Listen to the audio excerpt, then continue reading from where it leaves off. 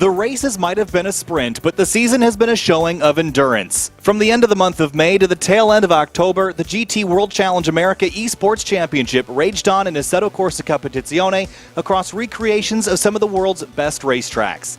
Today's season finale takes place at Suzuka Circuit. It'll be a 60-minute dash for the championship. 3 drivers are separated by just 8 points, with one last opportunity for glory in the world of sim racing.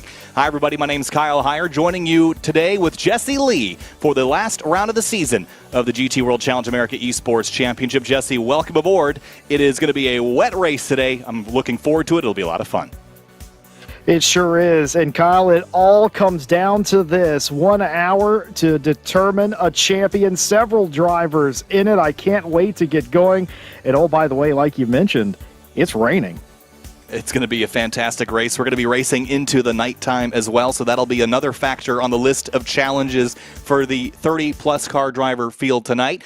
Let's have a look at our point standings coming into this round. I mentioned that there are just 8 points separating the top 3, but just 2 separating the top 2 in the championship. And Jesse, we've got Michael Kondaxioglu for Sidemax Motorworks with 59 points, just 2 ahead of RNK Racing's Philippe Samar to the number 19. That is the hot battle. But look at Chris Savert in Blackhawk Racing's Aston Martin, just 8 points back from the lead. That is an incredibly tight championship battle, and it could all flop around here in the last race of the season. Yeah, it sure could. And if you continue to look at the championship points, there's a lot of other battles going on rather besides, but that top 3 is going to be our focal point today. Any one of those drivers could walk out of here a champion. The other drivers on the list that we should be keeping an eye on, Killian Ryan Meenan, another Sidemax Motorworks car teammate to Kondaxioglu, very, very fast in practice and qualifying, so we'll have to keep an eye on him. There's Josh Staffen, one of the several HPDS Pro America drivers, 14th in the championship season. One of the things we were talking about before we went live, Jesse, was how much of a challenge this racing here in the GT World Challenge America Esports Championship has become. Staffen, in the first season of this, was fantastic, winning every race here and there, now buried in 14th in the championship.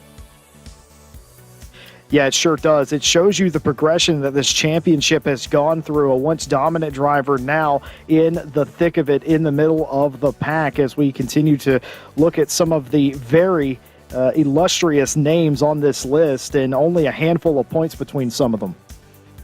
Yeah, just a couple points separating the drivers at the top and in the middle of the championship. And look at all the drivers tied with 12 points. Anoa Rose, Simon Fisher, Josh Staffen, Lou Gobi, she's 15th in the standings.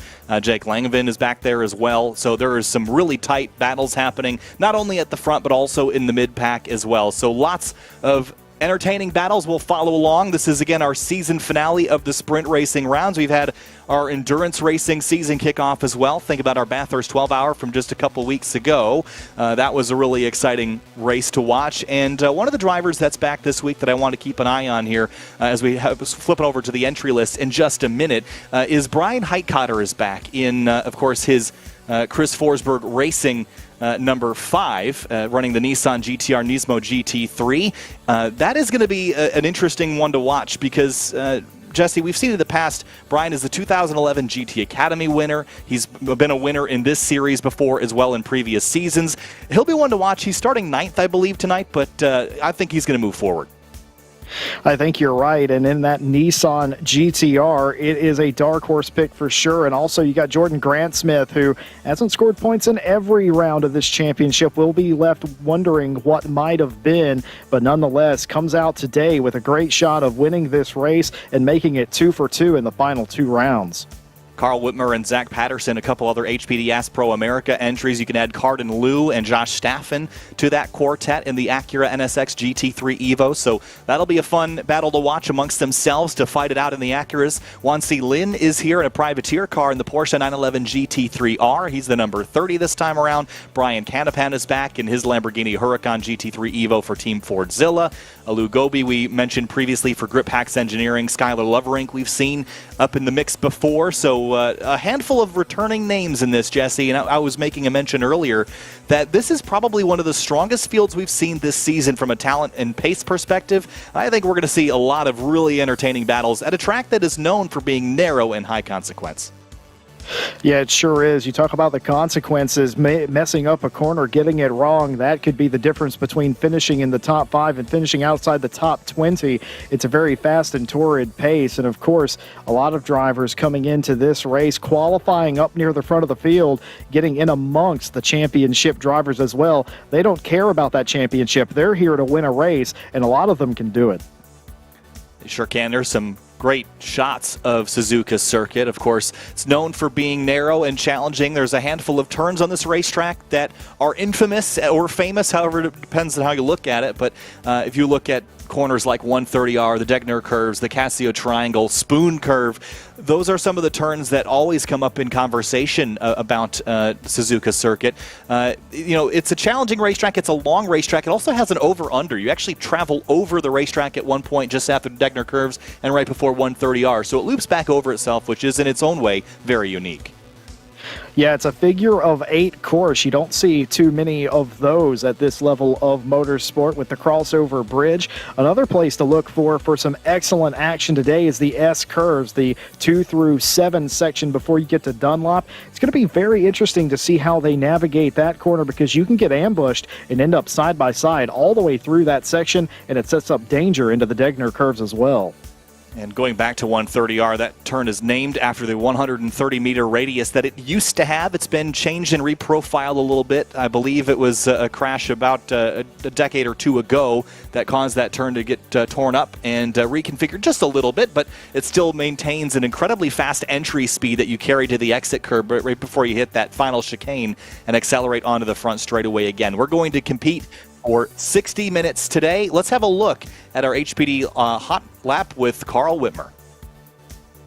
Hey, what's up, race fans? Carl Whitmer here, your official HPD Yas Pro America driver, and this is a Honda Performance Development lap at Suzuka Circuit aboard the Acura NSX GT3 Evo. So as we head down the front straight, this is quite a narrow track. It's old school, so the two things we have to focus on is precision and patience. Heading into turn 1 is going to be maximum commitment. You want to get on the brakes pretty deep, but you want to settle the platform and be patient. Roll onto the throttle through turn 2, use all the exit curb, use all the TC as you can. You flick it over, and here's the precision. These S's are quite crucial. So turn 4, you got to be super precise because you do not want to get off sequence. A big passing opportunity for anybody through this sector. So into turn 6, you want to be, again, really patient to set up for turn 7, which is one of the most important turns. Super patient on the throttle, use all the TC, use all the track, but you don't want to use too much because it can catch you out on the exit. Set up the car for turn 8, maximum commitment on turn in, try and clip the curb, use all the curb on the outside, more rolling speed than you think through turn 9, and get on the throttle early for the run up to one of the most important passing zones, but it could be dangerous as well. So hard on the brakes into the hairpin, really tight. You want to get on the throttle as soon as possible, use all the TC, and then you got a little bit of a breathing room. There's 2 lines through turn 11 and 12 here. You can use a shallow one or an exit line, more on the outside. Either or, it works. You're flying up to turn 13, which is also known as spoon. Get on brakes pretty early, roll some corner speeds, a little bit like turn 1, turn 2. You want to be patient, squeeze the throttle for the run up to the infamous 130R turn, and they call it that for the 130 meter radius, which is pretty gnarly. So it's a high commitment turn in, and it's high commitment all the way through. So up to 6th in some cars, 5th in others. Down gear, it gets a little sketchy through there, but all commitment. Settle the car down to the 100 meter mark into turn 16. Try and clip all the curb as you can through the chicane, and then you get on the front straight, use all the TC, and get the biggest run through into turn 1. And that is a lap at Suzuka Circuit, and that's a Honda Performance Development lap preview with the Acura NSX GT3 Evo.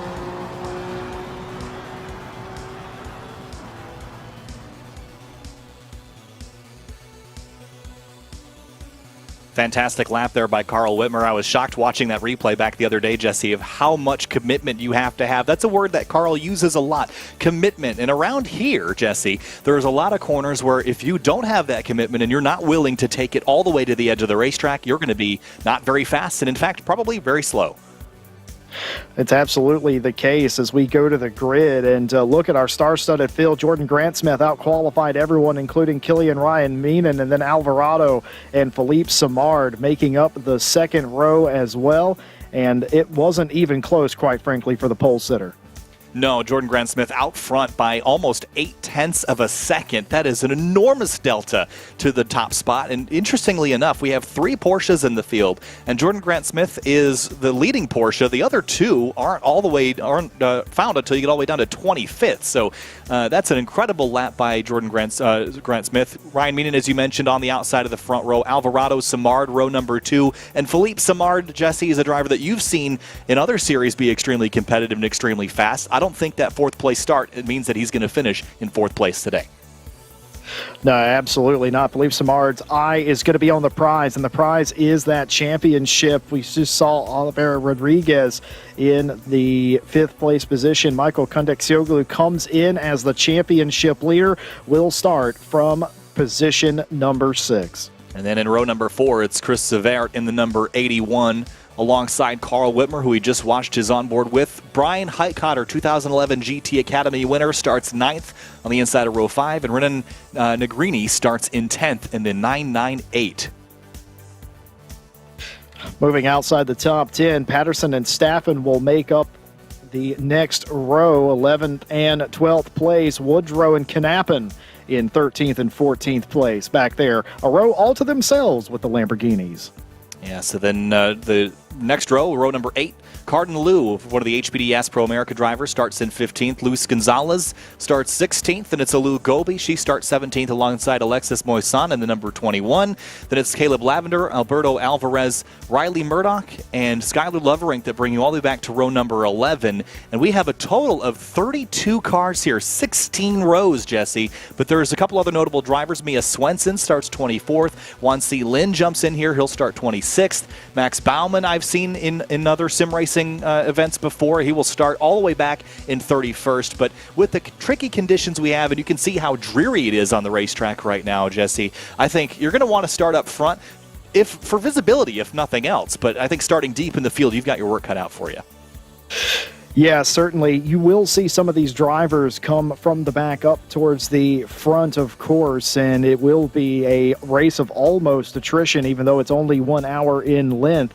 It's going to be who can outlast the elements. This is going to be a day where you certainly have to race the racetrack more than anything else. And Kyle, you know as good as I do, with visibility at a premium, both because of the spray and the lighting condition, as it's just after 7 p.m. here in sim time, everything is going to be magnified today. It'll be magnified, that's for sure. But have a look also at the temperature, 11 degrees Celsius, which for us here in North America means 52 degrees Fahrenheit. That is extremely cool, and any tire, whether it's a wet tire or a dry tire, would have trouble getting heat into them here. So I'm going to be really curious to watch this pace lap and see how drivers get heat generated into those Pirelli tires before they turn them loose into a very consequential first couple of corners. And on top of that, what are these tires going to do after 45 minutes in that condition? Did they get the pressures right? Is the car set up for that? How cool is it going to get as we race into the evening hours? All of these questions will be answered in the next hour. And of course, I just can't wait to get going, Kyle. We're going to crown a champion tonight. And quite frankly, we don't have a clue who it's going to be. It's just about the perfect storm. I was going to say, really, it's between the 96 and the 19, but as they start, you're going to have to give the advantage, believe, to where is Samard at? He's going to start in 4th, so you have to guess that he's got the initial advantage. The 96 car starts right behind him in 6th. So if they were to finish like that, at least in that order, with the 19 a little farther up the road, give the championship to Philippe Samard. But that's not how it's going to finish. That's how it'll start in about a lap as we roll off here for our pace lap. All the cars leaving the grid for the final time in this championship, round number 5 in the sprint. And it has been a long, fraught undertaking for a lot of these drivers, but celebrations indeed for those that have been here throughout the duration in just getting in this point. And for the championship contenders, it's a whole nother story. Butterflies in the stomach, but you know as good as I do, Kyle, as soon as you set off on that first lap, all of that disappears and you know what you have to do. It just becomes this animalistic almost mode that you go into. As soon as that green flag drops, the butterflies go away and you start to focus on the task at hand. And the task at hand, at least for the first couple laps, is sorting out how your car is going to handle in these conditions. The track is going to be wet. The night lighting will continue to make things dark. The visibility will be poor. So you have to find the limit of adhesion, the limit of traction before you can start to attack. I don't think it's a good idea to go off into lap 1 and attack and try to grab spots. You're just going to end up crashing yourself or getting crashed out. I think your best option, at least in the early going, is to sort out how much grip you have, and then you can learn as the night goes on and push that issue a bit more and move your way forward once other people get comfortable as well. Yeah, and the other part of that, too, is the stewards. The stewards will not appreciate you going in there a little too aggressive, we shall say, as everyone shaking out their cars ever so slightly, hoping to get it right. You see a couple of cars weaving there, trying to put heat in the tires. Probably more importantly than that, Kyle, to me, is putting heat in the brakes. Yeah, brakes and getting some temperature into them is crucial as well. And I think that's not going to be as much of a big deal here as it would be at Hungaroring or some other tracks with a very tight first corner. The first couple braking zones you have here are fairly light, and you're sort of just dragging the brake, and you don't need to hammer them all the way to the floor and get into the ABS. And that's one of the good things about Suzuka is the hard braking zones are really relegated mostly to the latter half of the lap. So you're off, at least in the early going, you're going to build that temperature slowly, which will help not having to get that all in the pace lap. There is the third place driver in the standings. That's Chris Severt in the number 81. He is 8 points back, also in the mix. He's got a bit more work to do than Simard does, who is second, only 2 points back, but it is definitely a mathematical possibility that Severt could walk out of here as your champion. Well, he lines up behind Michael Kundeksoğlu, obviously, but like you said just a moment ago, that's how they start, not how they finish. What a crazy championship finale it would be if we saw the 81 in 1 hour, if we were interviewing him instead of somebody else. And of course, Chris knows he's got as good a shot as anyone else in the top 3 to win this with the championship points so close. It only takes one momentary lapse of judgment, one mistake by somebody else. Like you said, 30-plus cars, Kyle.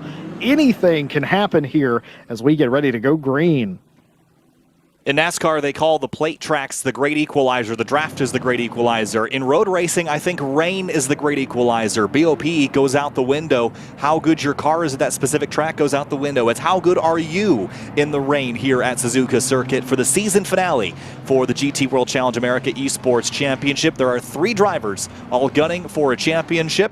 There are 29 others gunning for a race win, and they're going to try to get it in the last opportunity they have in the sprint format races in 2021. Rolling through the Casio Triangle and setting up on the front straightaway. The clock shows 1 hour above the Rebellion logo on your screen, and we're going to turn them loose and go battling into the darkness in Japan. The season finale for GT World Challenge America Esports at Suzuka Circuit is about to begin. On the front row, Jordan Grant-Smith and Killian Ryan-Meenan in the number 600 and the number 23. On that front row, it's Porsche versus Aston Martin Vantage. Green flag, and we're racing at Suzuka. And the GT World Challenge America Esports Championship season finale is underway. It's a frantic storm down to the first corner, figuratively and literally, as the rain storms down in the first corner. It's looking pretty good up at front. Not a whole lot going on there as everybody trying to get single file as they head up the S's. In fact, no real major collisions as they clear turns 1 and 2, up 3 and up the S's, as you definitely want to be single file through here, and most of them are getting that done. Jordan Grant-Smith in the Porsche leaps forward of Killian Ryan-Meenan in the Aston, who follows in second. Alvarado Simard in third and fourth. I saw Brian Heitkotter pop out of line. Unsure yet if he's been able to grab a spot or two, as we haven't yet gotten to one of the sector lines. There's the 81, third place driver in the championship in traffic. And as they cycle through into Degner for the first time, this is a very tight battle. One of the Acuras behind us, the 22 of Carl Whitmer, and a Ferrari out wide in front of him. That's Oliveira Rodriguez. And stacking up the field here. This is frantic on this opening lap. Oliveira Rodriguez almost went for a wild ride in the Degners there, but somehow managed to keep that Ferrari on the black stuff and keep traction and adhesion and continued around. I don't even think they lost a spot there, but even still, a scary moment in the early going in the 124.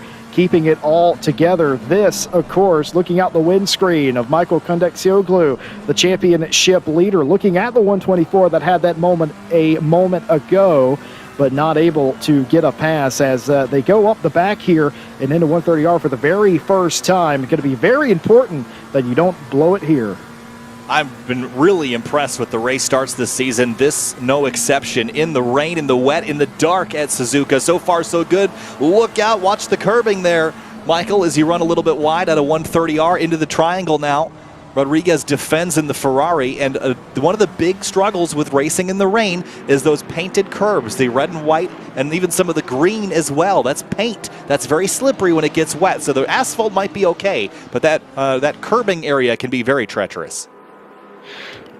Well, Woodrow under pressure here for the 12th place position. Lou trying to get that away from him there. Can't do it in the triangle there that time by. Continuing to defend is Ryan Woodrow from Lou as the 25 Honda looks a little racy here to start this race as everyone now spread out just a little bit, settling into their own battles here early in this race. Yeah, Cardin Lou's up a couple of spots and Woodrow is up one as well, so they've moved forward in the early going. A good way to start. Chasing down Zach Patterson, another one of the HPD Pro America drivers who has stayed exactly where he started, and everybody else is also where they started. The top 10 has not shifted or changed at all in the opening lap. I think drivers are tiptoeing just a little bit. I don't think the track is completely wet. I think it's damp, but it's going to increasingly get slippery as that rain continues to fall. Yeah, Kyle, I think you're right. I think the track is damp, not necessarily full wet. There is a distinction to be made inside ACC. I think you can all appreciate, and it's definitely more damp than it is wet. Track grip seems to be just about okay, tolerable for everybody, as if it wasn't, you would have definitely seen more people off. And what a miraculous start that was. You fire 30-plus cars off into turn one, then you throw an S-curve at them, and then they all were able to get single file. We've had a couple of cars make moves, as we mentioned, the 12th and 13th place drivers up just a little bit, and that's about as perfect as you would want to start, and especially up front. Everybody line astern so far, and now it's game on. Well, this is exactly what I said earlier, is that the first couple laps, you don't really want to push the issue. You want to learn what the grip levels are like. That seems to be what most everybody has done, is sort of analyze the racing surface, see how slippery it is, and once you gain the confidence in not only the car, but also your ability to move forward is the next step. So we've seen the cautious first 5 minutes. Now the next 55 is when the gambit will start getting kind of cranked up here. There's Chris Severt again chasing the number 96 into the first corner. There's some battling behind. I think that's Negrini popping out of line to defend from Patterson. That's a battle for 10th. He doesn't necessarily need to defend this position too mightily, does Kundik Shavlu, because Severt is 8 points behind him in the championship. He can give up this position. It doesn't matter too much, but he won't want to do that, because if he can get around him, who's to say that Severt will not continue to climb throughout the field? So it is inevitably important to keep that car behind you, even though in the points it's inconsequential for the moment. So there is one of the Acuras ahead of Negrini in the number 998 Ferrari, and that is Zach Patterson that has moved forward into 10th place. So one of the HPD Pro America Acuras moving into position. Of course, for those of you watching outside of the U.S., you're going, that's a Honda. Well, yep, we call that an Acura here. At least that's what it races as in the North American Championship. So that's what we're going to call it here today. Effectively the same car, just different branding for different regions. The Acura running 10th right now with Patterson, the highest of nope, check that. Carl Whitmer, the highest of the HPD Pro America team so far. Looking good so far. I'm used to the drivers disagreeing with me, Kyle, but they must have heard you and listened to that start. Everyone just sort of workmanlike, ended up getting through the first couple of laps, and like you say, I think they're going to start getting just a bit racy now as they all settle in and they get more comfortable with what they have, don't they? They know where their grip level is, they know what their tire pressures are, if their brakes are right, they know what they have the longer that they go in. Some drivers earlier than others, very confident with some of the moves, but no major incidents. That's just about, and I keep going back to this because it is so astounding, it is just about the cleanest start, except, of course, there was an incident on lap 1 involving car 94 and 40, drive-through penalty for car 40 for avoidable contact, Kyle. So a little bit of trouble down in the order a little bit. They'll have to serve that drive through here in a little while. Here's Wansi Lin in the number 22 Porsche. Typically runs a spec racer Ford in other sim racing competitions and is here today in a Porsche GT3 car. That's about as different as it gets. Wanted to also shift our attention to the championship battle. If it finishes like this, and so far it seems to be the way it's trending, Philippe Simard would be your champion. So that's how delicate these positions are, and that 96 car cannot give up a position to Severt as we're watching this battle for 6th. How incredible is that? Michael can see Philippe Simard in front of him. He's right there. He's so close. You can almost reach out and touch him, but that is the difference between championship victory and second place. And that will certainly weigh on the mind of the driver as well. It won't be too bad right now, but the later you get into this race, you start making more and more rash moves. If you can't get close to him or you can't get by him, you have to do something, Kyle, to try and get up there and get involved and win the championship. You've got to do something. You're not going to win it sitting idly by. Now, that might change if the weather continues to worsen. You might be able to luck yourself into a position.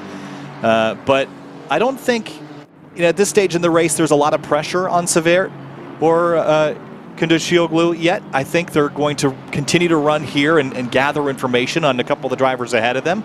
And Philippe Simard isn't really getting very far away. You see him in that BMW right at the front of that shot. So he's not sprinting away from this battle by any stretch. So I don't think it's time to panic, but I will think it's time to panic if Simard begins to stretch a gap on them or pass a couple more cars. That's the other thing. I mentioned that just a little bit ago as a lap 1 incident involving car 24 and 412, warning to car 24 for avoidable contact. So it wasn't a completely clean start. The eagle-eyed stewards have found a couple of infractions early. A penalty, oh my goodness, and was that Nagiri? I think that was the 998. Was that just going a bit wide there? I think he might have been exploring the edge of the track limits just a little bit. This is one of those places that, depending on where you run wide, can either be a track limits violation or a crash. So you have to be real cautious when you get to the edge of the track that you don't step over the line. And this is one of the places here, these S-curves, where you can't really step over the line. You just crush your time. You have to really stay on line and be very delicate and precise through this area. And where you get on throttle and how you balance the car with the pedals is really what makes you speed through here. And this is really where you're going to see some of the more nimble cars find their advantage, as opposed to the straightaways where some of the less nimble, more power-focused cars will begin to sprint away. We have a couple Bentleys in the field. Riley Murdoch up to 17th. That's one of those cars I'm mentioning. Well, we have two screens showing you here. This is Chris Severt, the front of his car, looking at the back at Michael Kunduzcioglu. And on the right of your screen, we've got Kunduzcioglu looking back at Severt. As you can see from both perspectives, completely different lines, Kyle, is what I take from that. Look how deep into the corner that Kunduzcioglu did to cut it off and get on the apex. And wide was Severt trying to get the run out of the corner. Didn't work that time, though. Yeah, it's beginning to look like a chess match at 150 miles an hour. This is when drivers start to analyze each other's moves and try to formulate a strategy on how to either defend or attack the driver that they're battling with. I think the unknown variable here is Oliveira Rodriguez right in front in the 5th spot in that blue and white Ferrari. That is the roadblock that Severt is hoping the 96 runs into, but as of now, they all look very similar on pace, and I'm a bit shocked by that, Jesse. I mentioned how this field is as competitive as I've ever seen it. Well, we have really not seen a lot of mobility in the top 10 here. Everyone is so close together, and a bit of an overshoot there by Severt into the Casio Triangle. A little bit of an overshoot now, getting back onto the track. That's not a place that you want to go off on. That's not a place you want to go wide on. It is such a long way back to get onto the track. You lose a ton of time. Hasn't lost a place here, and will be happy that there was a little bit of a gap to Whitmer in the 22 Acura behind him. But beyond that, we'll have to play just a little bit of catch-up. I don't think that's going to be too big of an ask for Severt, because I suspect Kunduzcioglu is being held up by Oliveira Rodriguez just a little bit. So just about 12 minutes into our season finale for the GT World Challenge America Esports Championship, and it has been a quiet one so far from an incident standpoint. Just a couple of fenders knocking panels here in the early going, but everyone has kept it on course very nicely. And as for the track conditions, they seem like, again, it's damp but drivable to the point where you're not skating around or hydroplaning or anything like that. It seems very manageable, and the drivers so far have taken to it well. Jordan Grant-Smith leads by 1.2 seconds over Killian Ryan Meenan, and perhaps that's a bit of a surprise in itself. Based on Grant-Smith's qualifying time, you would have expected him to perhaps have sprinted away, but he's still within striking distance from Ryan Meenan's perspective, so he's not driven out of the picture by any stretch. See, that's what I'm very surprised about. We talked about how in qualifying the number one driver is so far out in front, nearly 0.8 of a second out in front. That is unheard of in this kind of competition. But beyond that, Jordan Grant-Smith has not been able to pull away from Killian Ryan Meenan here.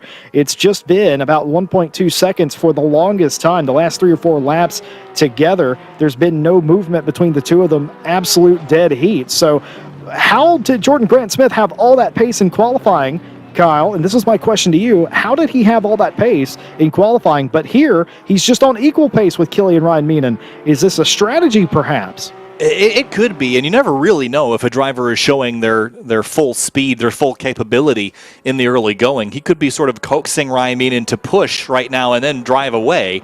But the other thing is how delicate this Porsche is on low versus high fuel. Think about where the fuel load is held in this GT3 Porsche. It's the 911 GT3R. The fuel tanks are in the front of the car where you fuel the car, because the engine's basically over the rear axle or behind the rear axle, which is typically where the other cars store their fuel. So you have an inverse relationship to other cars based on where that weight is. And as the race goes on and that Porsche burns off fuel closer to how it would be fueled for qualifying, we might see that Porsche get faster and get more in balance with how Grant-Smith has it set up.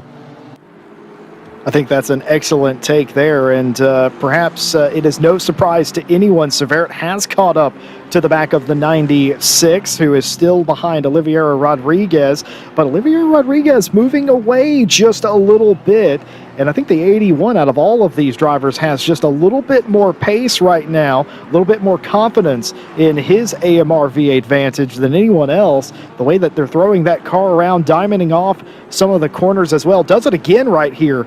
You can even see from that angle, Kundexioglu went around the apex of the inside of the corner, and Severt didn't do that. Severt went around the outside, diamonded off, and tried to get a run again, but still nothing doing. But again, after that scary moment there that he had, right back up to the back of the 96. Yeah, Severt's keeping pressure on the 96, but it's not enough to make him crack just yet, and that might be by design.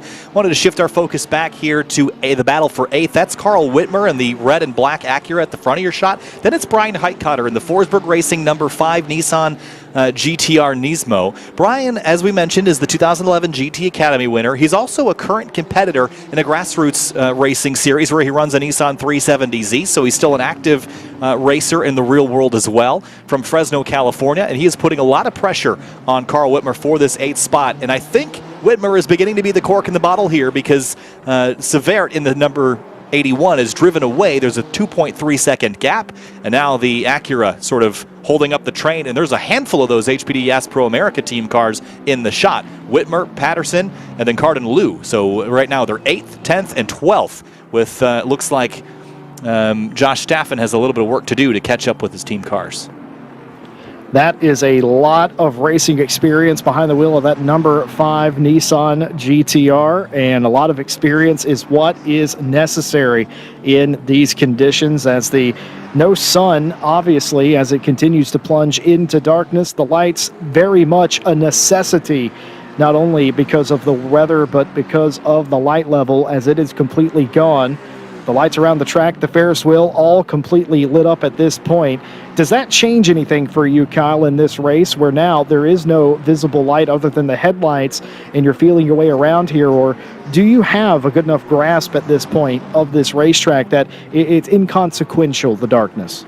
A track like this is lit up better than most tracks that we race at night in. Think back to our 12 Hours of Bathurst a couple of weeks ago. That was a real challenge to race at the beginning because it was so pitch black and so dark. There's not a lot of lighting. Here at Suzuka Circuit, there are a handful of lights around the racetrack. The headlights are going to help as well. And the other thing that matters is that we started this race in the dark, which, or at least approaching darkness. That can complicate things a little bit versus getting your muscle memory down when you can still see everything. I just don't think the light level is low enough where that's massively impeding your visibility. If it begins to rain harder and the cars start to kick up those rooster tails of kind of mist behind them, that would be a challenge. But right now, I think it's all right. A little bit of contact there between Kundaksioglu and Severt going into 130R.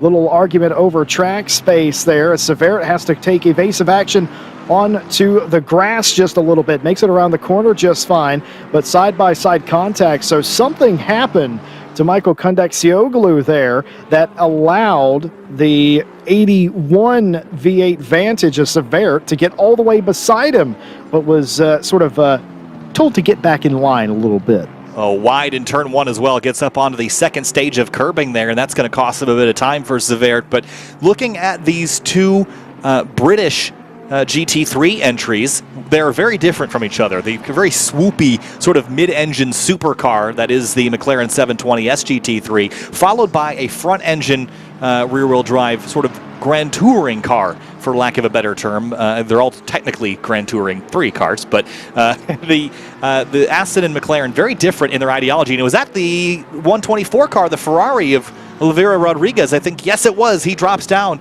after losing control in the S-curves, but going back to the difference between these two cars, you're going to see those advantages being played with throughout this event. As the night goes on, you're going to learn where your strengths are and how to pounce. But easy, boy. Oh, boy. Look at this. Oh, it's a couple of contacts there, and that's the 124 with contact as the Honda Acura, whichever way you see it, trying to go around, does indeed on this occasion, but they were nearly 3 wide going into the hairpin there, and that's not what you want to see. Brian Highcotter kind of bailed out almost on that, said, I do not want to get involved.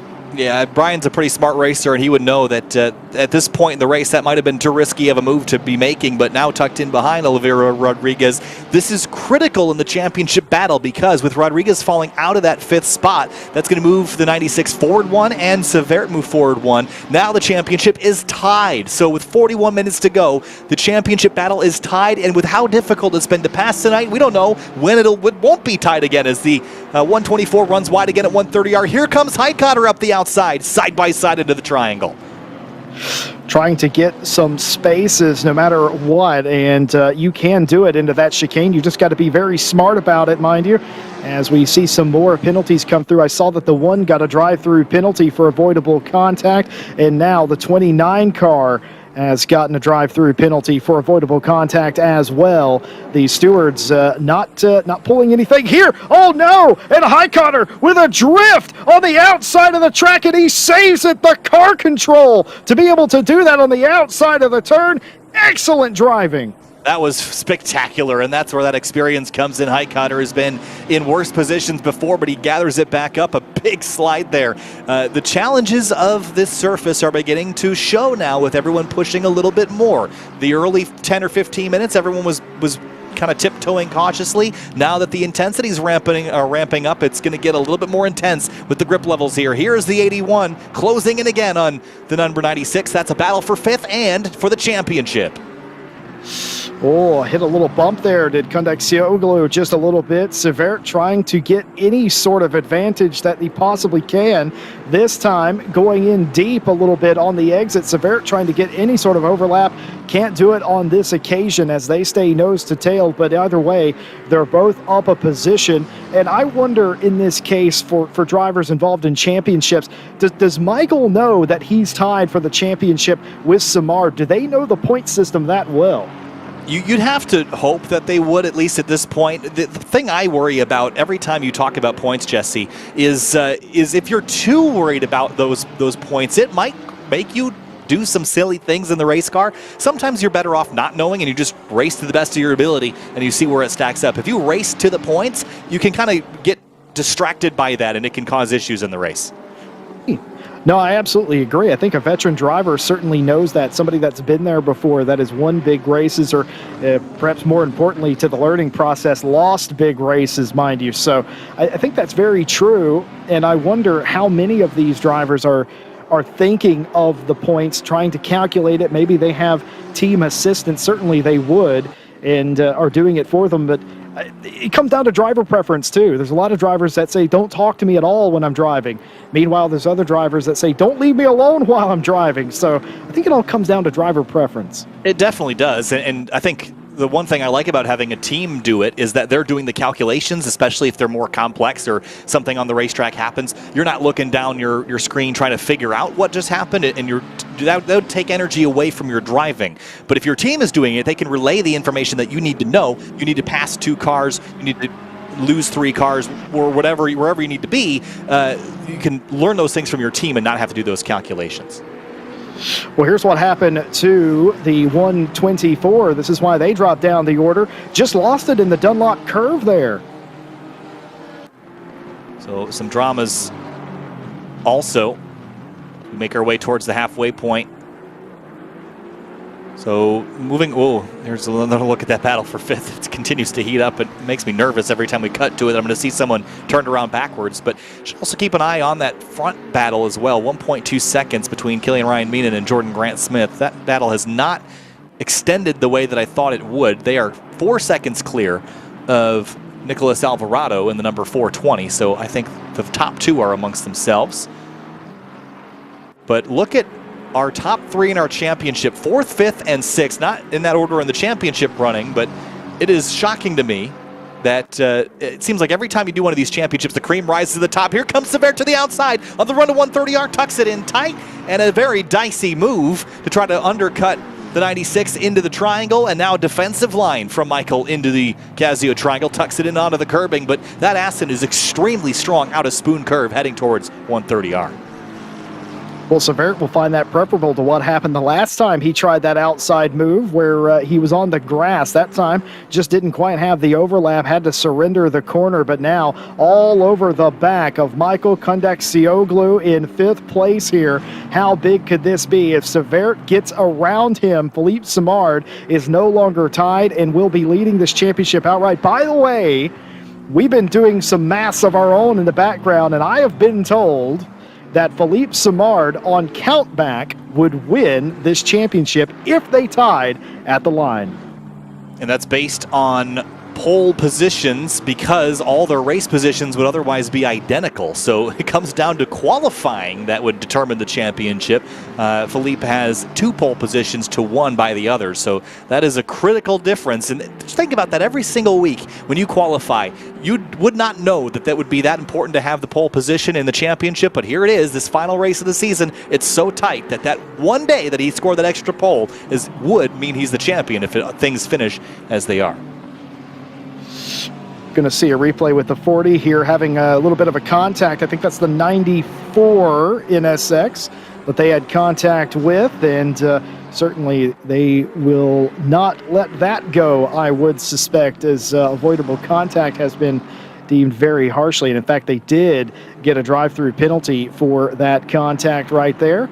And, well, the battle here continues. I was going to note that there is an incident on lap 8 that was being investigated between these 2 cars, warning to the 96 for aggressive driving for Michael Kondaksioglu. And I wonder if that is from throwing a defensive move. There it is again. Squeezes the 81 to the outside on the 130R.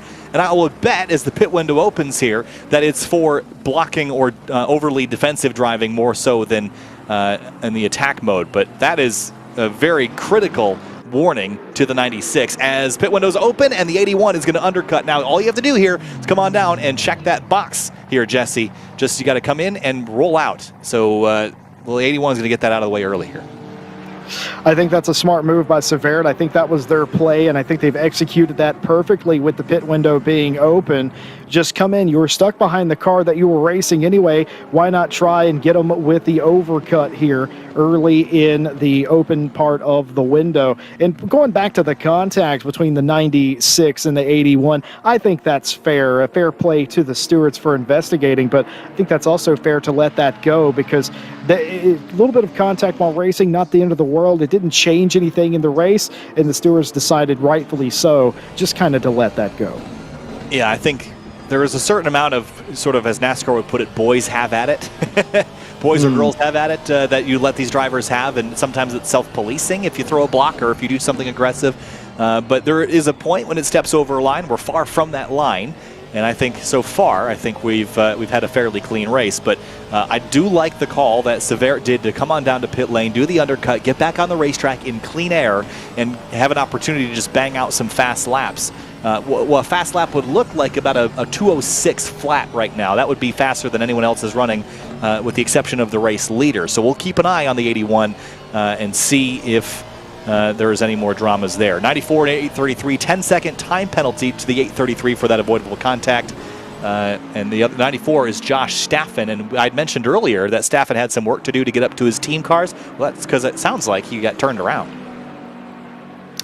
Yeah, it certainly does. And if I had one criticism for Kondakcioglu, it would be I would have probably came in there as well and tried to do the overcut myself. But I don't know if maybe they think they have a little bit better speed here by themselves. Maybe they were defending a little hard. I don't really know. But Josh Staffen, for the second week in a row, room looks like a disco. He had this on during the Bathurst 12 hour as well. I do not understand how this is not incredibly distracting. He's got his sunglasses on. The room is dark. I mean, he's got to have his monitor set to the brightest setting just so he can see where he's going. And the track is dark, too. So, I mean, that's a skill within itself. I think you got to give Josh a trophy for being at least the coolest dude out there. Maybe not the fastest at the moment, but the coolest probably. I think the HPD guys are just made out of sterner stuff, perhaps. And, of course, sim racing, Josh Staffen loves to do it, loves to have fun while he does it, and that's exactly what we all get into the business for, isn't it?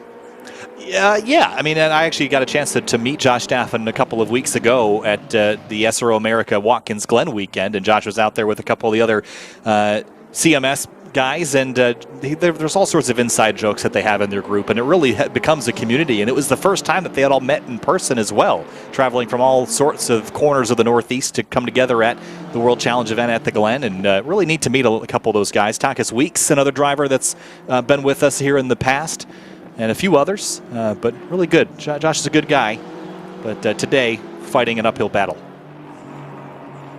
Fighting an uphill battle, but still looking cool while they do it. Also looking cool, Chris Severett in very early for the pit stop as soon as the window opened, in fact, and getting that done. It's going to be a tale of how they come out. Well, they didn't really lose anything in pit lane. Oliveira Rodriguez still behind them, mind you, and the leading car of all those that have pitted, and more cars cycling through. Whitmer now is actually in between him and the 124 right now. But that's exactly what they wanted. No problems for Severett on that pit stop. It's going to be a tale of where the 96 comes out and where the rest of them come out. The only thing I can think for Michael Kondakcioglu here is they're so focused on racing Philippe Simard that they're not even paying attention to Severett. That could come back and haunt you. But if you execute on your strategy, if you're Michael Kondakcioglu, it doesn't matter what Severett does. Right. I think this being a three-pronged battle makes it especially interesting because the 96 could focus on catching Simard, but then ignoring the 81 might leapfrog him and jump in the way of that battle. But if he battles the 81, he might let the 19 drive away. So there's all sorts of different swirling potentials here on how you approach this race as we watch Alberto Alvarez make his way through the Casio Triangle. There's Alu Gobi. She's running in 17th in the number 49 car, chasing Cardin Liu. Both these drivers have just pitted. But going back to Severett, I mean, out in clean racetrack now. I'm curious to see what his next lap is going to be. And as he comes across the line, we're about to know. It was a 2:05.8 was his previous lap. So that is faster than everybody except the top two. So that means that when the 96 comes and hits pit lane, he's going to lose that position to the 81, Jesse. That is going to be a critical position loss if that's the case. Yeah, that's what I was worried about to begin with. And going back to Gobi for a minute, I had heard that she raced in VR, and what a setup that is. I always thought it was very weird growing up, of course, with sim racing. You didn't have a choice. You had to have a monitor, but More and more sim racers now are ditching the standard monitor and going full VR. And Elu Gobi, just one of those, doing a great job. Of course, she's up to 15th now with the pitting cars coming in. And this is looking really good for Gobi so far. Yeah, she's had a really great start to this race, and now chasing Cardin Lou. This is going to be a good battle to watch. Also with the Acura out front, the McLaren that Gobi is controlling right behind. And you talk about the virtual reality experience. I got my opportunity to try out virtual reality about 2 years ago. Shocking how much you feel like you're in the race car and how much better situational and spatial awareness you get in that virtual reality headset. You can really know where the corners of the car are, and in tight racing circumstances like this, that is a really nice advantage to have over some of your competitors. I was mentioning that on the broadcast a week ago, and that's the word I couldn't find in my brain at the time. That's right, spatial awareness. Just having that in VR, again, it's a 3D world, so the fenders are very much out there, and you can tell the depth perception is absolutely brilliant. Well, here is Caleb Lavender here in the 333. Has had a little bit of an issue early. I believe they were penalized just a little bit ago, but making their way back up the back half of the top 20 with their pit stop completed. Nearly everybody in so far. The top 10 or so have not pitted. I think that's Moisen now in the 21 in, and Alvarez as well in the 716. So Killian Ryan Meenan is on a tear right now, has gained a handful of tenths of a second in the last couple of laps, and the battle for the lead, I think, is going to start heating up as we jump back forward to the Porsche and look at that purple car, the kind of magenta pink purple in second. That gap was over 2 seconds. It's now down to less than a second, so maybe Killian Ryan Meenan's got something for that Porsche. We thought perhaps that pace would increase to be closer to his qualifying pace, but Jordan Grant Smith seems like he's losing a little bit of pace, or I think the real reason is that Killian Ryan Meenan's gotten faster.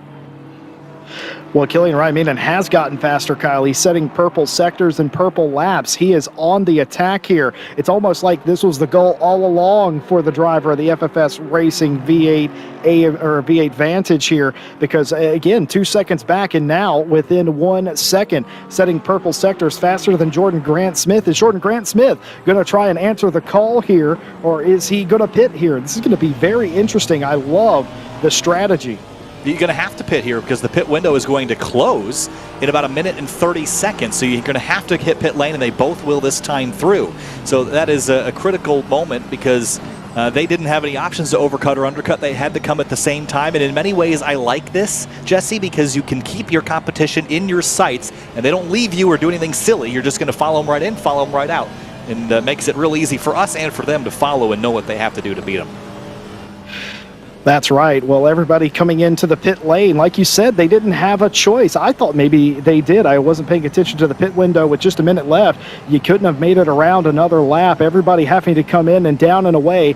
Like you said, it's as simple as ticking a box. And look at this. They're going to be side by side exiting the pit lane. And just out in front is going to be Jordan Grant Smith. They came in nose to tail. They're going to leave nose to tail. That was incredibly close. I think Jordan Grant Smith was able to accelerate away a little bit more efficiently than Killian Ryan Meenan. And I almost wonder if the weight over the rear tires allows him to accelerate on the damp surface a bit better than the 23 Aston Martin behind. But regardless, a very tight battle leaving the pit boxes. Now with everybody, with the exception of Wansi Lin, they have all made their pit stops, and now we can focus again on the battle moving forward. And critically, the 96 lost the position to the 81. So you see just up the road, there is that Aston Martin. The number 81 is De Vert, who has passed him and now is working through some more traffic up the road. Well, this is the dangerous part of the race. More than halfway in, the pit window is over. And looks like Lynn didn't come in for the pit stop, so that will accrue a penalty. But more importantly is everyone racing through the back markers now, racing into the top 5 here as well. Philippe Samard, Savert, and Kundek Xiaoglu all racing together here in very close quarters. And is that Alvarado up in front of them? Yes, it is. They're all together again, and it's race on, not only for this race, but for the entire championship. Yeah, game on it is, and Kundek did the best that they could. 42 seconds in and out. That was the quickest alongside Alvarado, but regardless of how fast the pit stop was, he lost ground to the 81 because of when the 81 came to pit lane. He did that undercut, got some clean road, and was able to drive away. And Severt now putting pressure on Simard. So this is all going to turn up on its head. If this 81 passes the 19, it's going to make things in the championship very interesting in the final 24 minutes of this season finale race for GT World Challenge America Esports Championship. This is absolutely brilliant stuff. Simard winning this championship now by the skin of his teeth. But 24 minutes, actually 23 and some change now, it's going to feel like an eternity. Yeah, 23 minutes is a really short sprint by any measure, except for what the drivers are going to feel like in this battle. They're going to think this is the longest ever. I think the 96 would argue it's going to feel incredibly short because that 23 minutes is all he's got to do something with these two in front. And he came in as the championship leader, but that does not guarantee him that he's going to walk away as the championship leader, especially with his two rivals ahead of him. This is actually a smart move right here. Severt knows that they have to get around Simard to have any sort of chance at winning this thing. And Kundexioglu here, if they can get back around Simard whenever Severt makes the move, that puts Kundexioglu back in the driver's seat of the championship. So this is all very tentative, very close driving. Oh, you just don't want it to end poorly, do you? This is brilliant stuff. Look at him digging off the corner as Severt trying to get around Simard. He's going to give him the outside, but does he? No, just getting clear as they go into the Degners. Oh man, that was so close. He wanted the overlap there just to, was there a touch there through the second Degner and under the bridge now? There is so much battling happening with these three in the championship battle, but Severt is quicker. I can tell that he's just got a little bit more pace at the moment. The challenge now becomes, how do you harness that pace and not create a distraction or contact, which could get you a penalty? We saw earlier that the 96 got a warning. You don't want that to happen if you're the 81. You want to get by cleanly, but I don't think Simard's going to make this easy. He's going to keep that car very wide in that BMW M6, and naturally it is a wide car already, so that will help. Going wide here is Simard, and going to the inside is Severt. If I'm Severt right now, I'm turning off the rear view camera because it's completely irrelevant. The fight is out of the windscreen of that car, and here comes Severt up the inside. Does he have the overlap? No, he does not. Simard will know that, and he falls back in line, does Severt, and they go through 130R line of stern and single file again, but it's looking more and more like Severt may have the pace, only looking for a little slip up, a little bit wide from the BMW, and I feel like Severt's going to be through. That M6 had the legs on the straightaway, but you see here, Severt gave up some time on the front straightaway with 21 minutes to go now. The time is beginning to count down. So Severt running in 5th spot needs to beat that 19 car and the 96 that's behind him, and he is much better from basically Degner all the way to the triangle, but then leaving the triangle and onto the front straight, that's where he loses some ground. And really up to 130R, I think that 81's the better car, but for whatever reason, he keeps catching drivers in 130R, and that's not really a passing zone, Jesse. If you are going to pass there, you better get it done before you get to the corner. You do not want to be side by side in that corner. It always ends in disaster. And like you said, he's not doing that. He's at best getting side by side with cars, which is, again, not what you want. What does Chris Severt do? The Black Hawk Racing V8 Vantage in the position, looking like the racier of the three right now. Could they possibly get this done? And I'm pretty sure Simard, because he's being challenged, is losing a little time to third place Alvarado. Meanwhile, up front, Jordan Grantsmith and Killian Ryan Meenan are still less than a second apart for the race win. They don't care about the championship. They don't have a shot to win it here today. But for Jordan Grantsmith, he's going for 2 race wins in a row. And for Killian Ryan Meenan, he's looking for pride here to end the season off with a win. Yeah, those front two are in a zip code of their own right now, but for third on back, it's going to be very tight. Alvarado is clear of Simard by about a second, but Simard, Severt, and Kundexioglu right there as well. Patterson, Heitkotter, Whitmer, and Oliveira Rodriguez, the rest of your top 10. There hasn't been a lot of shuffling in this top 10, but the shuffling that has happened has been extremely critical to the championship. Here's Oliveira Rodriguez, and I believe that's Carl Whitmer in the number 22 that is going to drop down to 10th spot now, with Rodriguez moving back forward after that spin he had earlier. They're still going to be side by side in the run to 130R. Someone's going to have to give. Who's it going to be?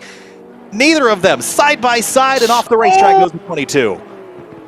Oh, was that contact or was that just trying to avoid, as they're still side by side going into the Casio triangle as they finally get it sorted out? Whitmer is going to end up getting that spot, rack him up 9th place for Whitmer. Oliviera Rodriguez can't do anything but follow through. The two of those very close driving. Speaking of, Chris Severt has re-caught Philippe Simard from a few laps ago, and now Simard is catching Alvaro again, as this group, who was 3, is now 4, and are all racing for something. Well, Alvarado just wants a podium place here. Well, Alvarado is going to turn into a pick for Severt to figure out how to get by Simard. If they catch that number 420, that purple Aston up the road, that will complicate things for Simard, because he's going to have to not only focus on attacking but also defending. Right now, Simard's sole focus is out the rear view mirror. But once you catch that Aston, you can't ignore him anymore. You're going to have to get by him, otherwise he will hold you up. And Severt and the 96 perhaps will drive through. So there's going to be a lot of chess match happening here in the final 18 minutes of this race, if and when they catch that Aston in 3rd. It's been a long championship, running since May, 5 rounds, and it's a sprint. And it is going to come down to just that, a sprint here in the final 18 minutes in the dark in Japan. Oh my goodness, and you couldn't have drawn it up any better. The 3 championship contenders, nose to tail, all fighting over each other and for their own spot. Mia Swinson, by the way, is trying to get 19th away from Lavoie in the 20, but has Fritz in the 13, all over them behind. This is a great battle for 19th spot. Mia Swenson in the perhaps underutilized Lexus RCF GT3 for the Intruder Racing team. And she's done a good job today. This chassis we haven't seen used extensively here in the GT World Challenge America Esports Championship, but it makes great sounds. It looks fantastic, and Swenson giving it a great run here as this battle increases in intensity for 19th spot. And Mia, we're trying to see where she started this race today. I think she's moved up a handful of spots. She started in 24, so up 4 spots now into 20th place. Well, it's not only the front runners that are trying to find a spot to get around the drivers around them, all the way back in 20th place, like Mia Swinson, for instance, trying to find the spot to get around for 19th. And of course, we have this battle that continues. This is the roof cam of Chris Severt looking at the BMW of Philippe Simard in that purple car. That's 3rd place. Alvarado in the 420 as well. And you can't see them, but right behind them is Michael Kundexioglu, who has fallen off this group a little bit now.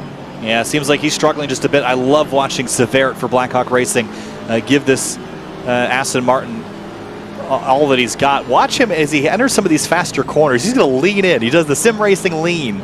You get your entire body leaning into it just because it makes you feel like you're turning a bit more.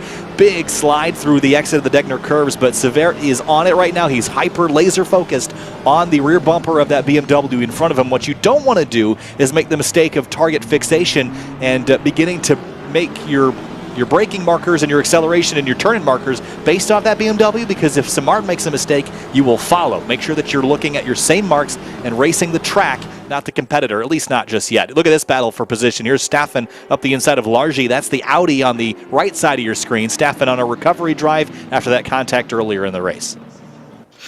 He's going to have to give that up, and Largy may be under threat here of losing yet another position to Lavender here, as they're going to be side-by-side going up through the S's. Does Lavender have it on the outside here? I think they just did, and losing 2 positions there is Largy. That's not what they had in mind. No, move Lavender up a spot. We've seen him compete in the past. Think back, I think it was the 2nd season of SRO America Esports competition when at the time, Caleb Lavender was driving in the GT4 category. Back to 4th place, and that battle for the championship. Simard, Severt, and Kundexioglu running in 4th, 5th, and 6th. 15 minutes to go, and look at Alvarado up the road, driving a defensive line, trying to break the draft, perhaps, as he is falling into the clutches of that 3-way championship battle for 4th.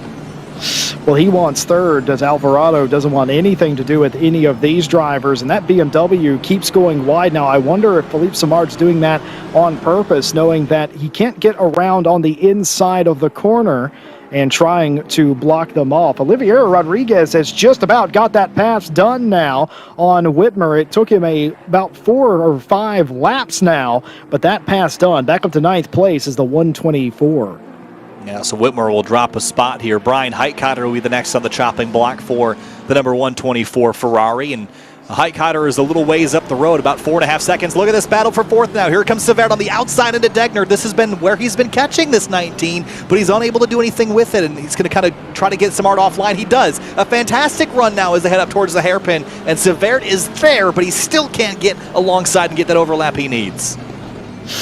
Well, it's all well and good being fast into and out of the Degners, but there's no place to really pass unless they make a big mistake, and no mistake from Philippe Simard driving to a point here and just losing just a little bit of traction in that BMW, maybe driving a little bit harder than otherwise they would do, but under pressure here, everyone holding their nerve. Folks, I can't overstate this. This is for the Sprint Championship. This is the best of the Americas, and this is the finale. There's a lot on the line. There's a lot of pressure. It's raining, it's dark, and they're not putting a foot wrong. And while all this is happening, the battle for the lead is getting even tighter, just 4/10 between Jordan Grant-Smith and Killian Ryan Meaden. So there's a battle for the lead in the race, and there's a battle for the lead in the championship, and it's all coming to a head. And we're closing in on the final 10 minutes of the 2021 GT World Challenge America Esports season. And look at this, all three of your championship contenders in one camera shot, and here comes the 96. He's back in the fight.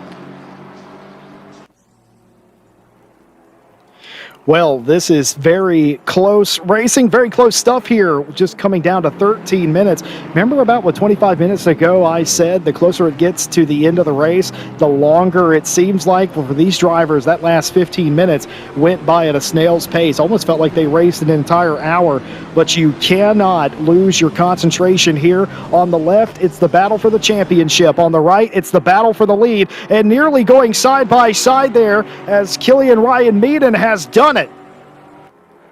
Just like that. Just got around and muscled his way by. A little bit of contact there, using the door to try to sort of trade some paint. A little bit of magenta on the Porsche now, and Ryan Meaden, after battling away from Ryan Meaden for the first half of the race, Jordan Grant-Smith falls into the clutches and gets passed by Killian Ryan Meaden. So the magenta paint left on the Porsche, but he's gone now. Ryan Meaden takes the lead with 12 minutes remaining. Well, if you're going to take the lead, you might as well do it near the end of the race. And if you are going to take the lead, especially with contact, maybe make sure you have a big enough gap that they cannot retaliate.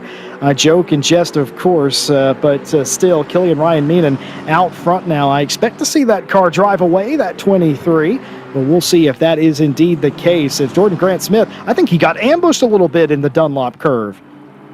Yeah, I think got a little bit taken off guard there just by a bit, and Ryan Meaden just slid up the inside and gave him a door handle and just continued on, and it just caught him by surprise. And again, I'd have to wonder why Ryan Meaden has fallen off the pace, or excuse me, Grant-Smith fell off the pace.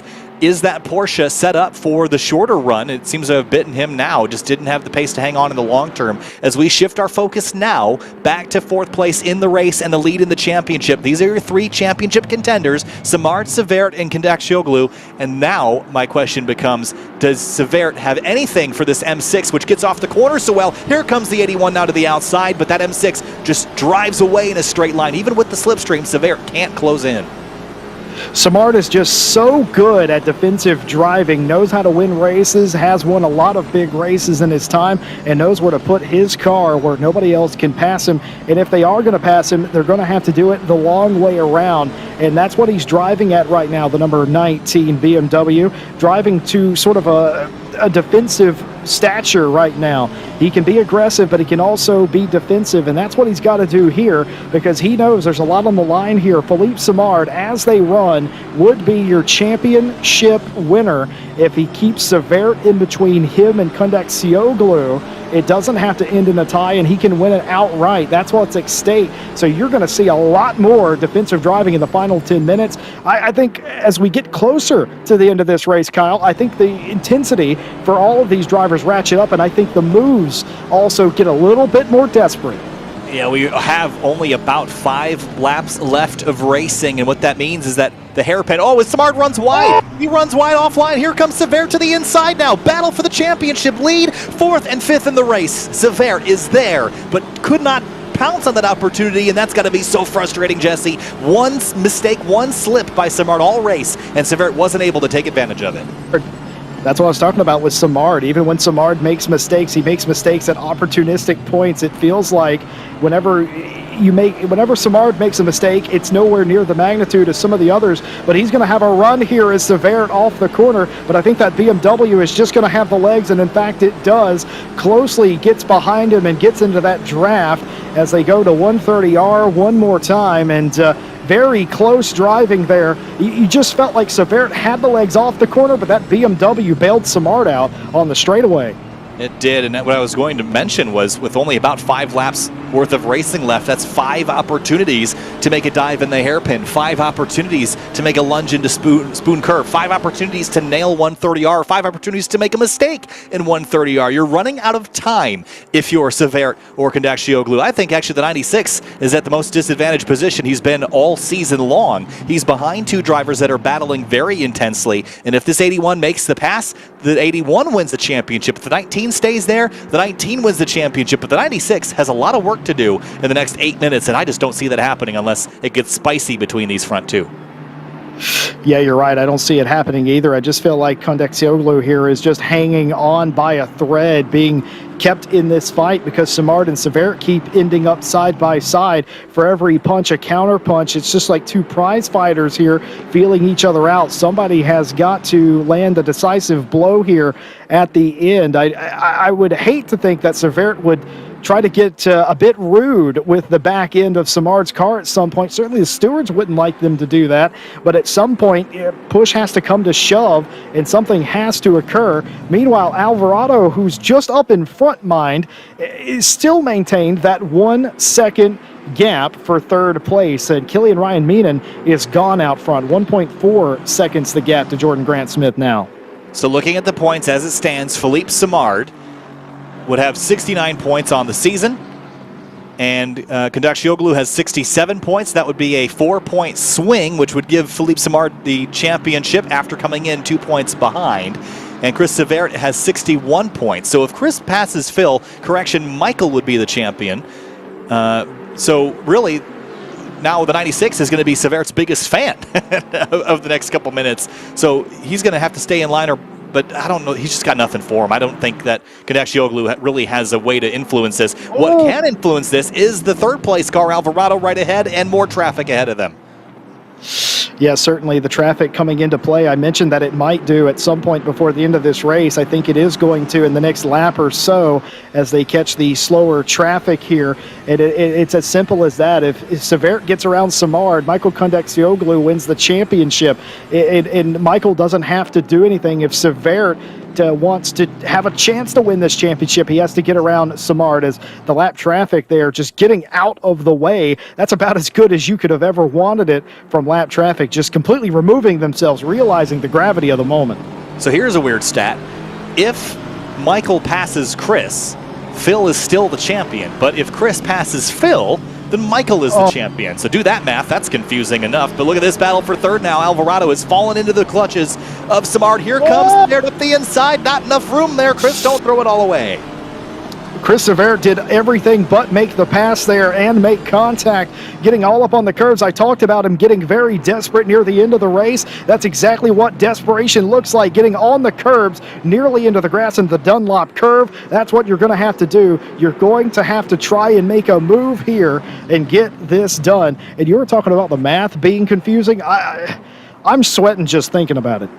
Well, thankfully, we got folks behind the scenes helping us out. We're definitely not as smart as we might come off to be at times. There's people behind the scenes that are doing the hard stuff. We just get to watch and scream when things get wild. But in the last 5 minutes here, Simard, Severt, and Kondakcioglu battling for the championship. Let's put this on the table again. The 96, that magenta McLaren, came into the weekend here as the points leader. As it stands, he is 2 points shy of winning the championship. Philippe Simard in that BMW, that blue and orange car up the road, that is the car that would win the championship if they finish as it is. Now, if the 81 passes the 19, then the 96 of Kondakcioglu would indeed win the championship instead. So this is all going to be figured out in the last 4.5 minutes here, and that begins now. But the 81 holds the key to who is going to win this championship, but in both cases, it's not the 81 that would be the champion. So I'm assuming, and I assumed earlier that maybe the 96 didn't quite have the pace in the FFS McLaren, but maybe they do.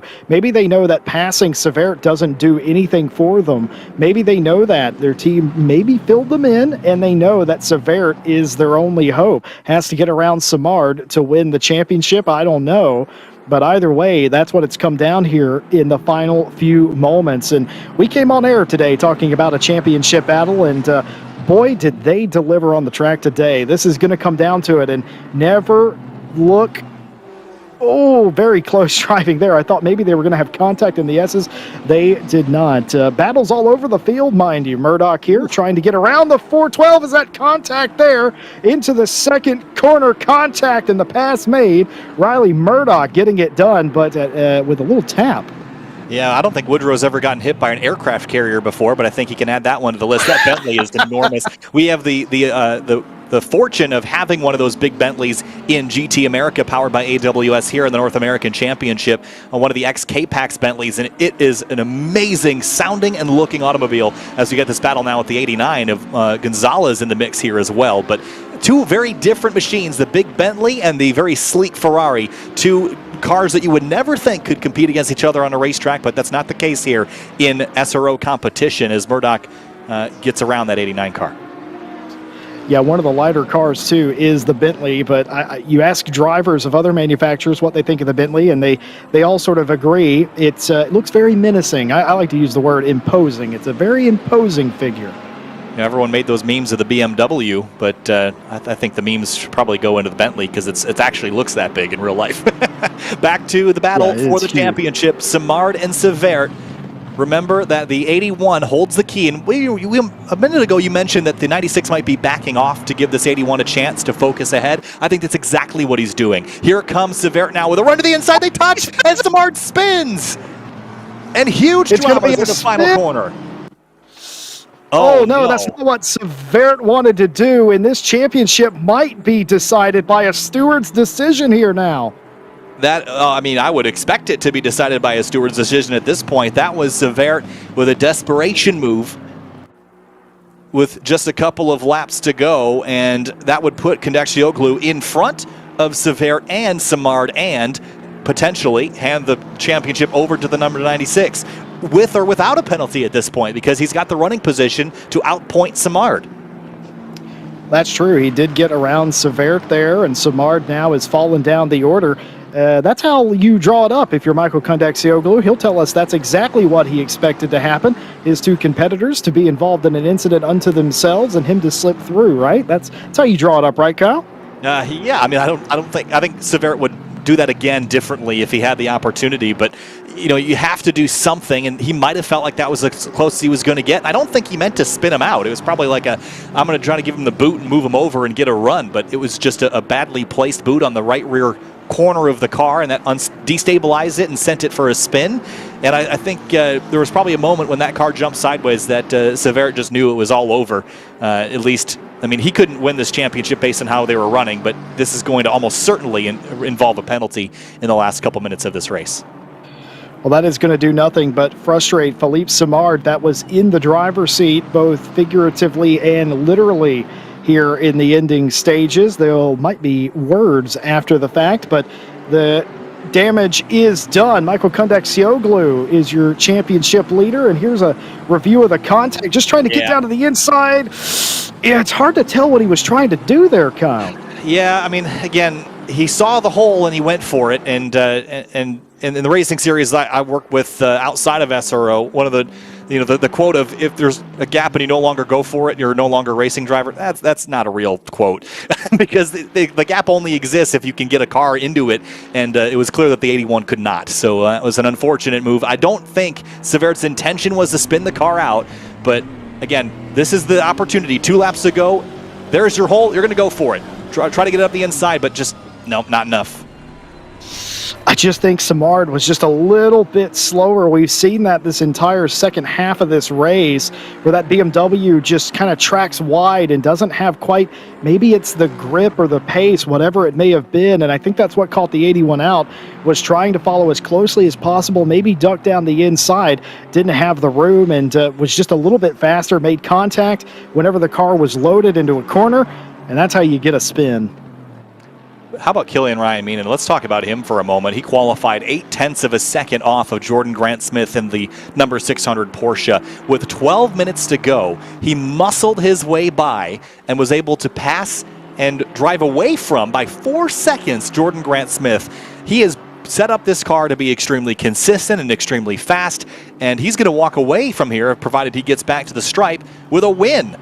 What a drive and what a pass. He's done it as there. You see the penalty applied to Severt in 6th place, and that will effectively end his top 10 run here.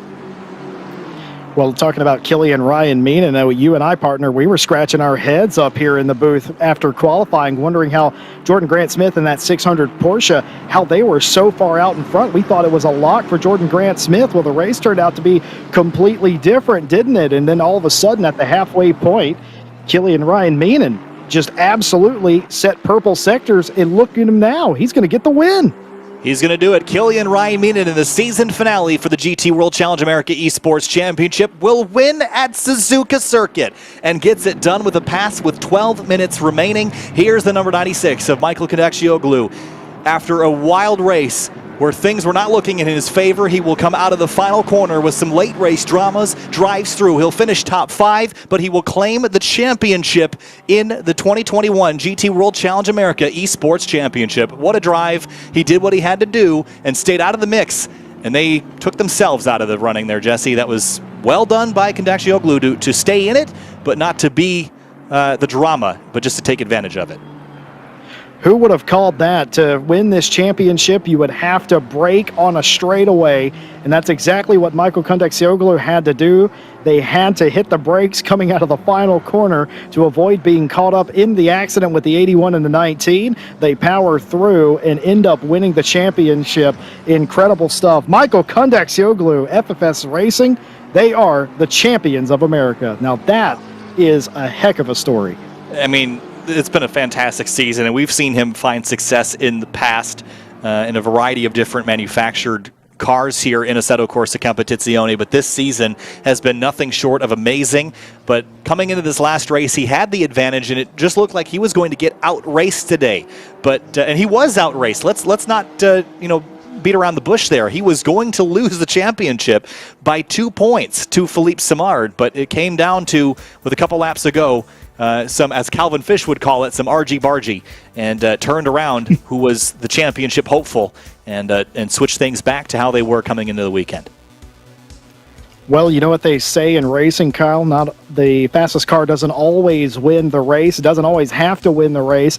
You just got to be smooth and consistent, and consistently inside the top 5 was all Kondakcioglu had to do, apparently, today to win the championship. And, well, there's fireworks around the track, but there were fireworks on the track here tonight as well. Well, I just hope the explosions are up in the sky and not in the virtual paddock after. Again, this is all in the name of bragging rights and fun, right? And the problem is when you get down to it, these drivers get very much into the competition, and this becomes a very serious and a big time investment battle for the championship here. There is more to this than everyone would know behind the scenes, all the technical things that you need to learn about the cars to be fast, work together with a team, and to lose it in such dramatic fashion has to sting for Philippe Samard. But let's not take that away from Kondakcioglu, who ran, as you mentioned, a very consistent season, and consistency will win you championships regardless of whether you're on top in any particular race.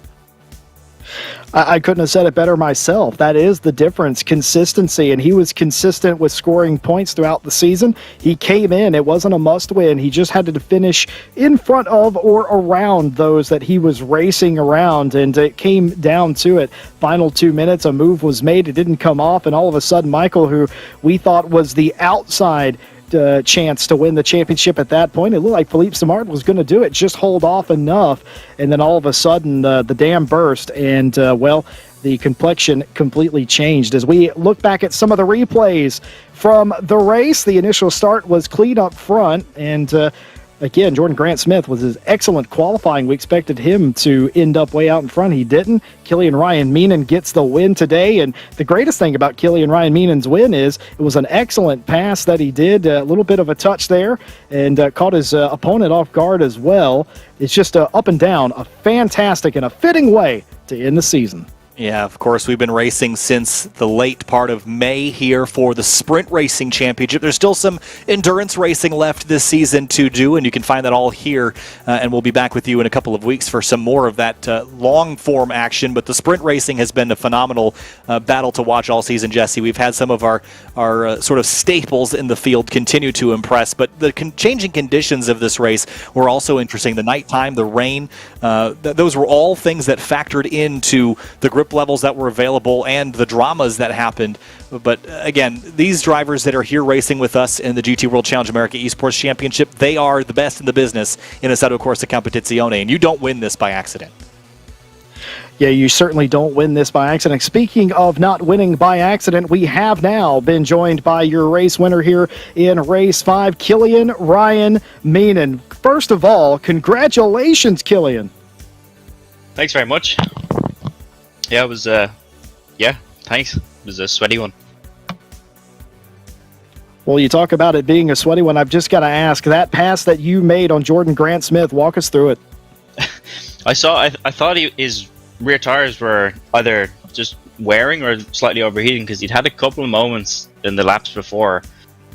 And we had quite a big moment through the final corner, the lap before that. And then through turn 1, he hit a big slide, so I figured his tires might be a little bit hotter, and he had a few then sketchy moments, and I thought, this is my chance, because I wouldn't have had I don't have just the raw power out of corners in the Aston. It's quite slow on exits, whereas he just has so much traction in the Porsche, so I knew I had to send it somewhere where my car was quick, which is sector 1, end of sector 1, all of sector 2. And I just got lucky, he got a little slide on, and I just stuck the nose there, and he just couldn't turn in, and yeah, that was it. And then I kind of just drove away. I don't really know what happened to the pace afterwards, but I was flying. Killian, congratulations. It was a phenomenal battle to watch, and the conditions tonight looked a little challenging at first glance, but in the first couple of laps, I was surprised to see how many people kept it on the racetrack. Was the rain and the nighttime a significant factor in the grip tonight, or was it pretty standard of fare for ACC and you and your team? The rain intensity wasn't enough that the amount of cars on track couldn't somewhat mitigate the water on track. So the actual, the line wasn't too wet. There wasn't much standing water in braking zones, there's barely any puddles because the cars were just clearing the water, so it was fine. It's a little bit slippy. Like you can, especially 130R. I think everyone must have had a couple moments through there. You catch the lines on the exit curb after 130R, and you're just trying to catch your wheel, or trying to save a slide, but it actually was fine. There was enough grip for it to be safe. But yeah, I'm sure a few people, myself included, had a couple moments that were a little bit sketchy. Well, Killian, it's been a fantastic season and a great way to send it off in your Aston Martin Vantage AMR. Thanks so much for talking to us. Congratulations. Enjoy the victory. It was a hard-fought, well-earned one, and hopefully we'll see you next time. Thanks very much. All right, thank you. So moving on now, we got in a minute we'll have our championship winner in here, Jesse. As we move on to the championship winner, let's go again over those final moments of the race when we saw the dramas happen with Simard in Kondakcioglu's position. You mentioned a couple laps prior to that contact that he was sitting behind the 81, perhaps anticipating that all he needed to do was let the 81 take care of Simard, and he didn't have to do anything.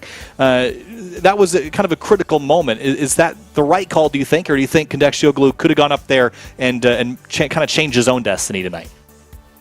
Well, first of all, that's not what I meant. By the way, I didn't mean take care of him like that, obviously. That's not what I meant either. Just for that's certainly a way that it could have went. But no, I think that's what he had to do. I think his bed was made at that point, and all he had was to sit back and wait and sort of take took care of an opportunity if one arose, and he did just that. Responded just like a champion would.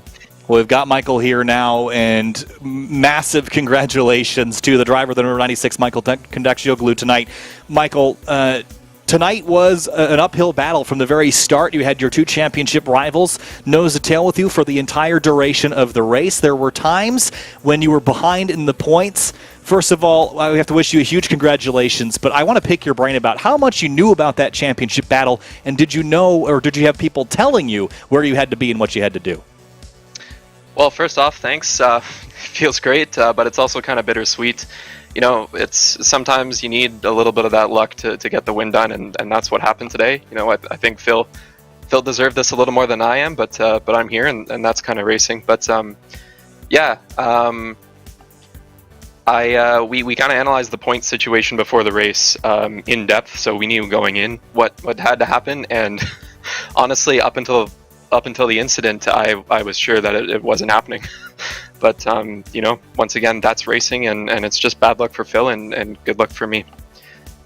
In the closing moments, Justin and I were just talking about, it looked like you had sort of backed off of the 81 because the 81 sort of held the key to the championship for both of you. Depending on where Severt finished, it sort of flopped the championship battle. Was that something that you consciously were doing to allow the 81 to sort of attack? Or were you sort of just losing some pace there at the end as the nighttime wore on? Yeah, well, I guess I had two options there, which was either, you know, let Chris attack Phil and do what he could, or try to get by and pass Chris myself, which was really, really difficult tonight. We just really didn't have the pace, and no, I didn't fall off on purpose. I was trying that whole time to stay with them as close as I could so that I could make that dive if the opportunity happened. But yeah, they were faster than us tonight, and it all came down to that. We just saw the replay of the contact between Severt and Samar. Take me back through that moment coming out of the Casio Triangle onto the front straightaway. There's only a couple laps remaining. You see the contact, and you narrowly missed it. What happened, and what went through your mind when you saw that go on? As soon as I saw the first bump, I got right on the brakes. I wanted to have nothing to do with that contact, and just kind of safely avoided it because I knew as long as Phil stayed behind afterwards that we'd get the win. So I was just being super cautious there. But honestly, the emotion wasn't really happiness. It was just I feel really bad for Phil. It's just really unlucky for him. So that's kind of where I am right now. It's super bittersweet. It's nice to be a two-time champion here, but it's sadness for Phil as well. Well, Michael, because he is my teammate. Yes. Otherwise, yeah. So, well, congratulations again. I know it's a little bit bittersweet, but you still are the champion. That's the way it'll be in the books. We wish you the best. Congratulations, and thanks for talking to us. Thank you very much, and shout out to Killian for the big birthday win. Congrats to him. All right, Michael Condaxioglu, your 2021 GT World Challenge America Esports champion. Jesse, summing up this season, summing up this race, it was a wild one. This is some of the highest and most intense competition we've ever had here in GT World Challenge America Esports competition. What do you make of this final race and this season? To me, it's been the best one that we've had so far, and it continues to ratchet up in intensity. Yeah, you're absolutely right. It started off on a high note, and then you had a bunch of different championship contenders. We came in today with 3 different drivers with a championship on the line, and then all 3 of them end up mixing it up at the end. We talked about at the very beginning of the broadcast about how different this championship is now, how hard it is, and how much talent there is. And the progress of time with that only makes it even harder. And I think tonight is a product of that. You saw 3 drivers that had to make passes on each other to make their championship dream come true. It makes me excited for the future. There's so much excitement here in the future. We've got a couple fantastic races coming up here in just a couple of weeks. Of course, we've got the European Barcelona sprint race on next Friday, followed by the Asian Series Monza Enduro. That'll be on October 30th. We've also got, I'll be joining you with Ryan Marine. Ryan's doing some stuff down in Indianapolis today, so he'll be back for our October 30th Monza Enduro. And we've also got our Laguna Seca Enduro, the 6-hour event on November 20th. So lots of exciting things coming up this season. Big thanks again all the partners and people you see at the bottom of the screen that make this happen. Fanatec, AWS, Pirelli, Kunos, AK Esports, SimGrid, the SRO Motorsports Group, HPD, and CrowdStrike, all making this happen and putting this on. A huge thanks to the production team behind the scenes that quietly crushes these broadcasts every time. And thanks so much to everybody, and including you, Jesse. It's been a fantastic season and a fantastic race. Yes, always a pleasure. Hope to be back later for some more of this action. And, well, if you weren't a fan of SRO Esports, well, hopefully now you are. That was incredible stuff. All right, we'll see you next time here for the GT World Challenge America Esports Championship. I'm Kyle Heyer with Jesse Lee.